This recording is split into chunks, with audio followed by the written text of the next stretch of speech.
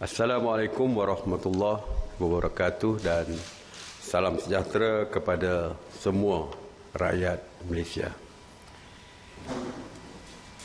Hari ini daripada laporan yang dibuat oleh PDRM semalam sebanyak 816 sekatan jalan raya di seluruh negara telah pun dilakukan dan pemeriksaan telah pun dilakukan terhadap 585,250 kenderaan.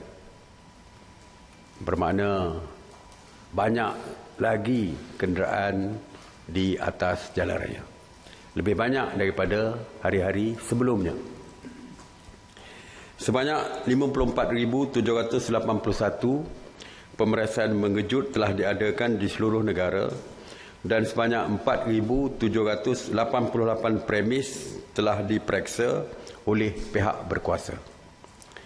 PDRM telah menangkap seramai 1,565 individu berbanding dengan 1,057 individu pada hari sebelumnya. Ini menunjukkan bahawa semakin ramai yang ditangkap.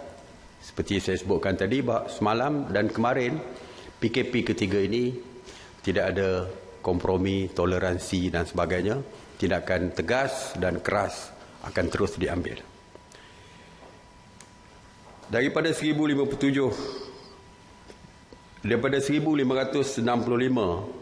individu yang ditangkap, 1,381 individu telah pun direman dan 184 individu diberikan jaminan polis. Seramai 544 individu telah pun dituduh di mahkamah di atas kesalahan mengingkari PKP. Jumlah tangkapan kumulatif engkar PKP sehingga 17 April 2020, iaitu semalam, adalah seramai 13,639 individu. Oleh kerana PKP 3, tindakan lebih keras dan sebagainya akan diambil dan kita menjangka mungkin ada yang berura-ura, saya tak kata ada, yang berura-ura untuk pulang ke kampung, menyambut puasa dan sebagainya. Pihak polis akan menambahkan sekatan jalan raya sama ada di ibu negara atau di mana saja bagi memastikan kawalan dapat kita pertingkatkan. Berita palsu masih lagi seperti biasa. Sehingga 18 April, SKMM dan PDRM telah membuka sebanyak 220 kertas siasatan, iaitu berita palsu yang berkaitan dengan COVID-19 ini. Daripada jumlah tersebut, sebanyak 152 masih di dalam siasatan, manakala 24 kes telah didakwa di mahkamah dan 13 telah mengaku salah. 11 orang telah diberikan notis amaran, manakala 32 telah dibebaskan tanpa tindakan. Isu penerbangan. Seperti yang kita sudah maklum bahawa sebenarnya hari ini MOT, Kementerian Pengangkutan, telah pun memaklumkan bahawa penerbangan domestik dalam negeri di Semenanjung tiada penerbangan yang beroperasi. Walaupun untuk Sabah dan Sarawak, seperti yang diumumkan oleh Menteri Pengangkutan bahawa terdapat penerbangan ke Sabah dan Sarawak iaitu 1 kali dalam seminggu. Ramai yang mengatakan kenapa kita boleh membenarkan. Untuk Sabah dan Sarawak, sesiapa saja yang pulang dari Semenanjung ke Sabah dan Sarawak, mereka akan dikuarantin wajib di Sabah dan Sarawak. Jadi tidak timbul isu yang mengatakan bagaimana status kesihatan mereka dan sebagainya, kerana mereka tetap akan dikuarantin wajib. Dan mereka yang transitnya lama di Semenanjung, apabila keluar saja daripada airport, mereka juga akan di kuarantin. Termasuk mereka daripada Sabah dan Sarawak. Jadi apabila sampai saja ke Sabah dan Sarawak, maknanya penumpang-penumpang ini sama ada telah pun di kuarantin di Semenanjung, dan jika tidak di kuarantin di Semenanjung, mereka tetap akan di kuarantin di Sabah dan Sarawak. Terdapat juga penerbangan domestik yang masih beroperasi di lapangan terbang Sultan Abdul Aziz Shah Subang melalui perkhidmatan Firefly.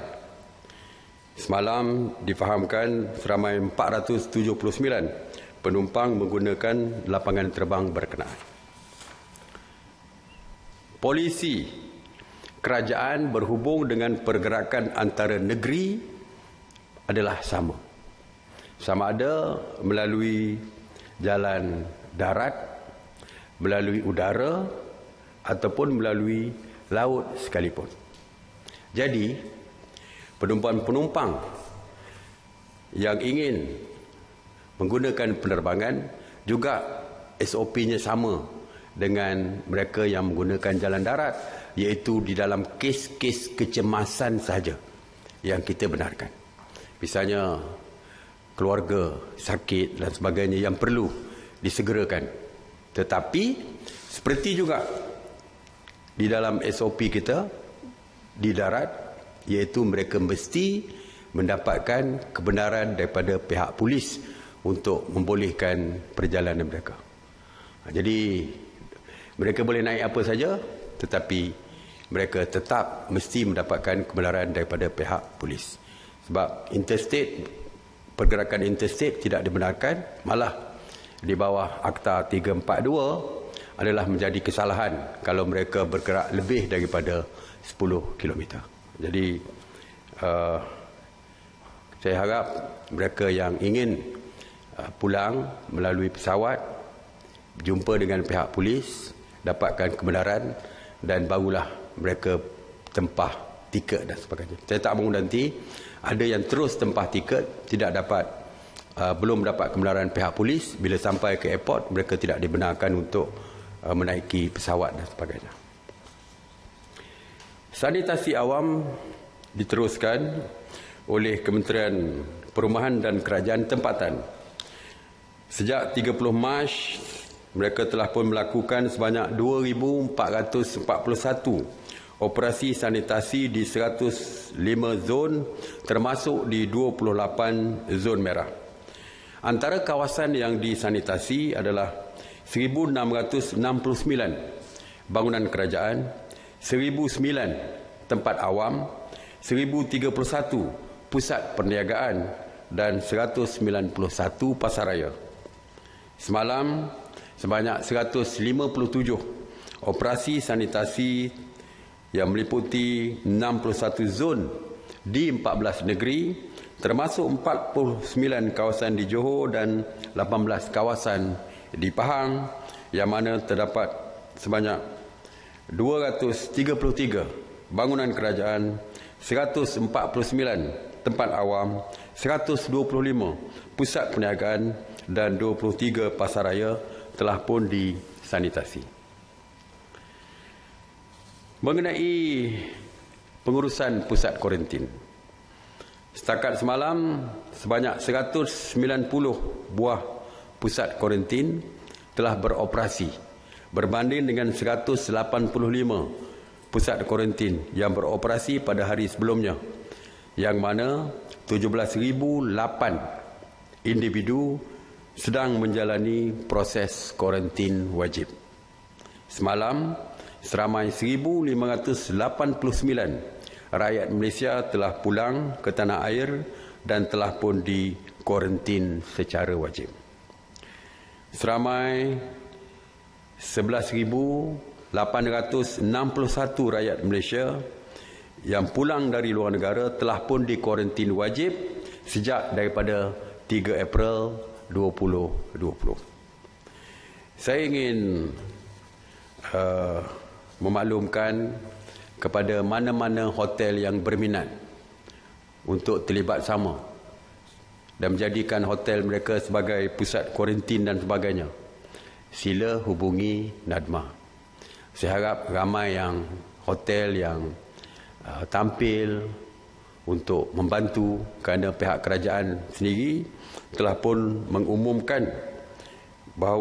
mengumumkan tentang pengecualian cukai SST kepada semua hotel di negara kita. Jadi saya harap pihak hotel boleh bekerjasama dengan pihak kerajaan, membantu kerajaan di dalam soal pusat kuarantin ini dan hubungi pihak NADMA ataupun Kementerian Pelancongan.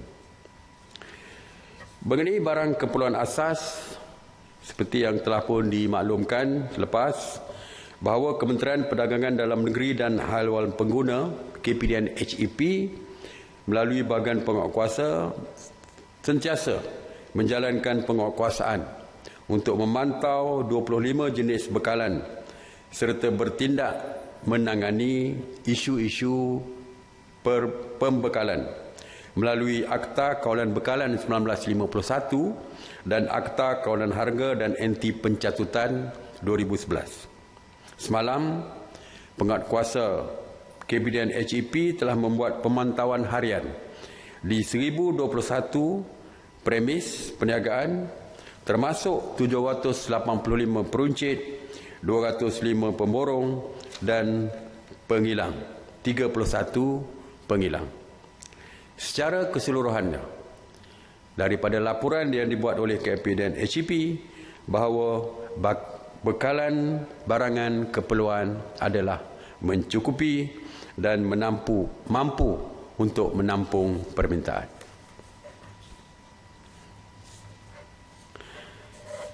Kerajaan berharap pihak pengeluar, pengedar, pemborong dan peruncit sentiasa memberikan kerjasama kepada kerajaan, bukan sahaja dalam memastikan bekalan mencukupi, tetapi dengan juga tidak menaikkan harga sesuka hati. Tuan-tuan dan puan-puan, sekarang bulan April dan selepas ini bulan Mei dan bulan Jun, kemungkinan banyak mesyuarat agung yang akan dilakukan. Syarikat, koperasi, persatuan dan sebagainya mungkin akan mengadakan mesyuarat agung mereka. Mesyuarat yang bermesyuarat pagi ini, yang bersidang hari ini, telah pun memutuskan bahawa semua syarikat, koperasi, persatuan serta pertubuhan supaya menangguhkan mesyuarat agung tahunan mereka sehingga tarikh yang ditetapkan dan dinasihatkan oleh KKM dan Kementerian Kesihatan Malaysia. Walau bagaimanapun, jika ada yang ingin meneruskan mesyuarat agung, mereka dibenarkan untuk mengadakan mesyuarat agung secara dalam talian seperti video conferencing dan sebagainya. Tujuan kita adalah untuk mengelakkan perkumpulan yang ramai untuk mesyuarat agung ini. Jadi saya harap kita dapat tuan-tuan dan puan-puan tangguhkan mesyuarat tersebut sehingga tarikh yang dimaklumkan oleh pihak kerajaan. Terima kasih sekali lagi. Seperti biasa, nasihat saya terus kekal di rumah bagi menjaga keselamatan diri, keluarga dan masyarakat. Stay home, stay safe. Saya buka kepada soalan. Sri Faizal dari Bernama. Soalan tular di media sosial berkaitan ada kenamaan dan berpangkat yang telah pergi buat ziarah dan lawatan di beberapa tempat hingga menimbulkan masyarakat ingin tahu apa kesan dan tindakan sehingga mereka ini dilihat melanggar PKP. Satu. Soalan kedua, selepas PKP ini berakhir, dijangka berakhir atau bersambung, namun syarikat penerbangan telah membuat iklan untuk beli tiket. Mungkin ada nasihat kepada airlines. Untuk sesiapa saja, saya dah sebutkan, tiada siapa yang boleh mengatasi undang-undang. Itu asasnya.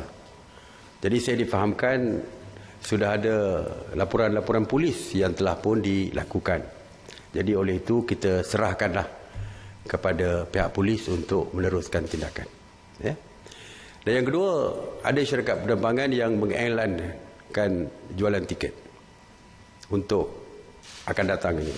Jadi saya berharap pihak penerbangan mana-mana pun mereka hanya boleh beroperasi apabila dibenarkan oleh pihak kerajaan.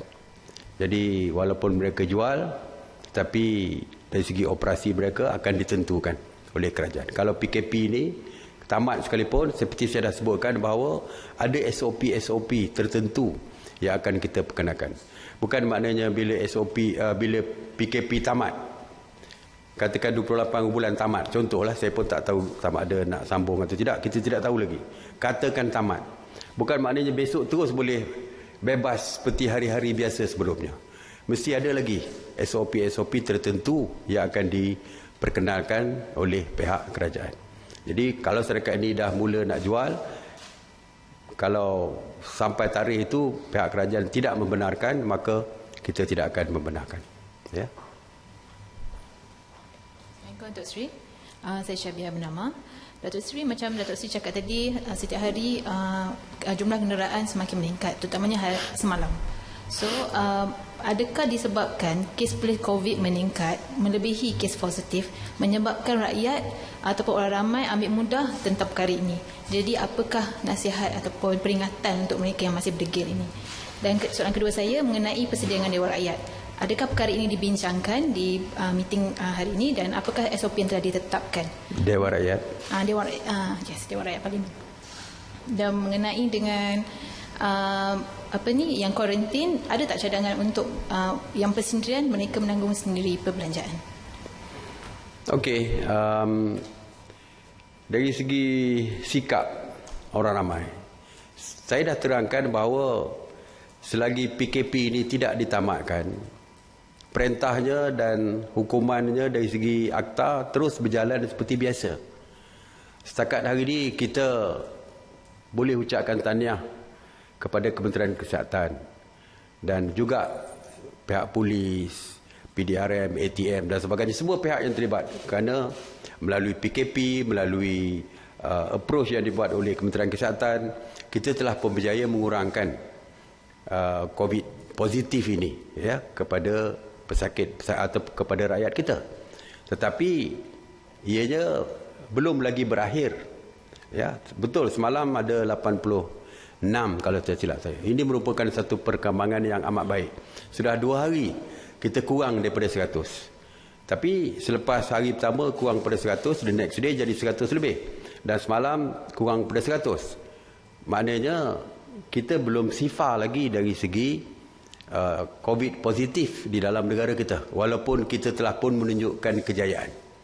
Jadi lebih, kalau kita dah nampak kejayaan hasil daripada PKP yang kita perkenalkan, maka kita sepatutnya membantu kerajaan untuk memastikan sifar COVID positif ini berdasarkan kepada peraturan-peraturan dan perintah-perintah kawalan yang kita perkenalkan.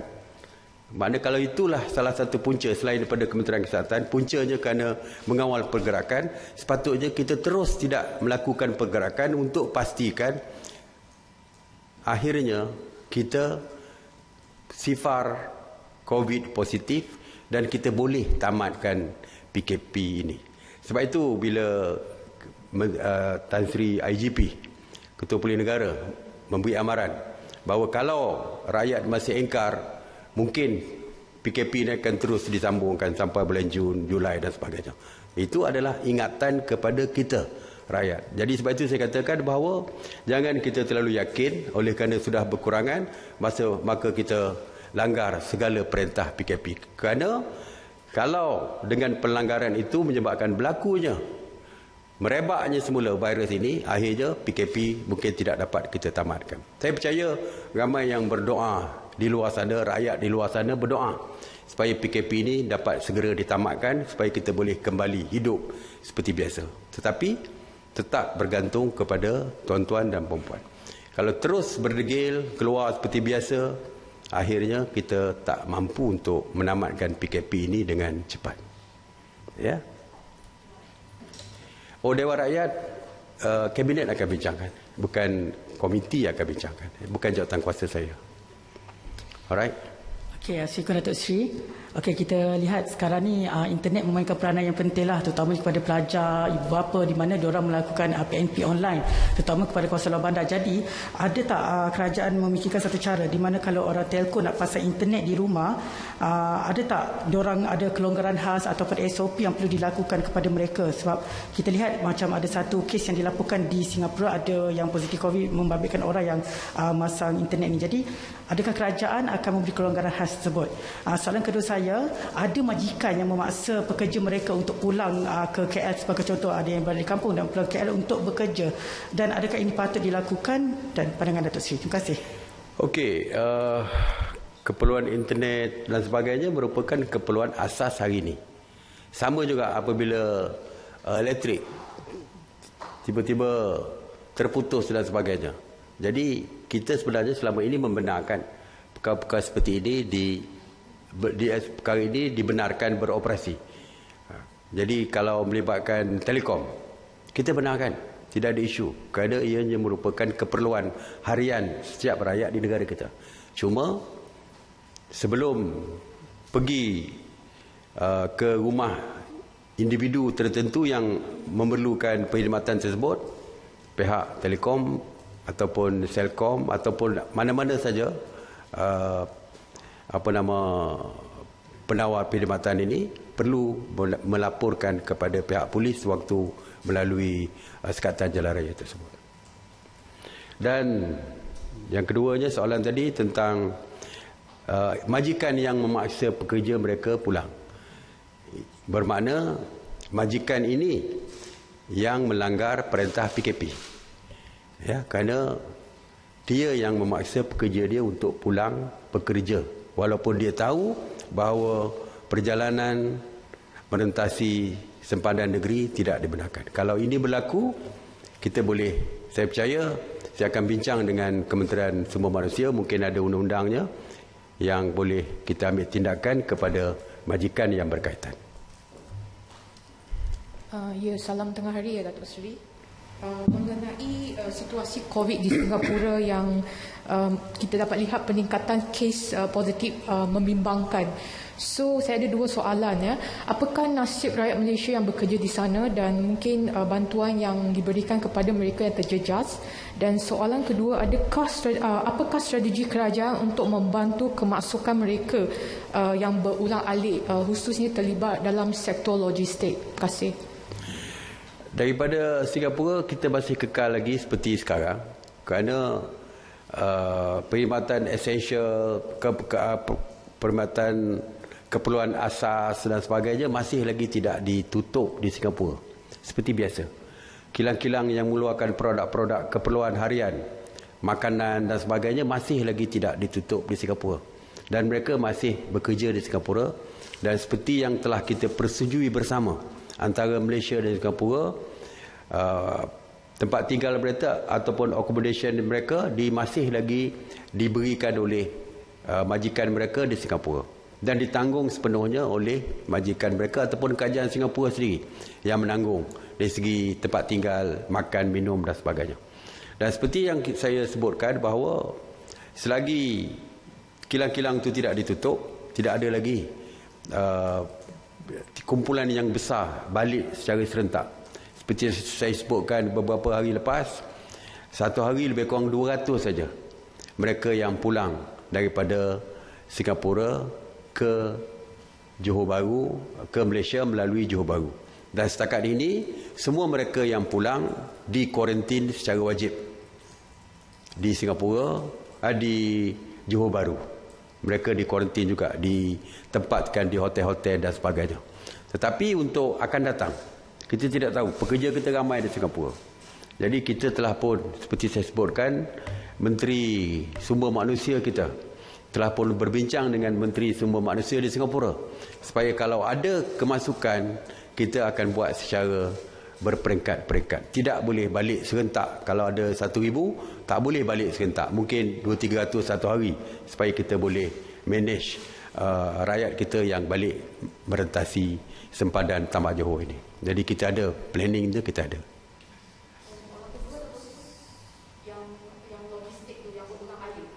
Yang bulan alik memang kita ada SOP dia, iaitu mereka mesti melalui saringan kesihatan apabila mereka keluar dan masuk ke Singapura. Di Singapura mereka akan diberikan saringan kesihatan tersebut. Datuk Seri, macam untuk yang dari luar negara akan dikuarantin wajib. Bagaimana pula dengan proses pekerja ataupun kru offshore, dan bila sampai dan ataupun bersahur di Port Klang, adakah saringan akan dibuat oleh KKM dan tempat kuarantin akan disediakan oleh NADMA ke? Macam mana proses tu?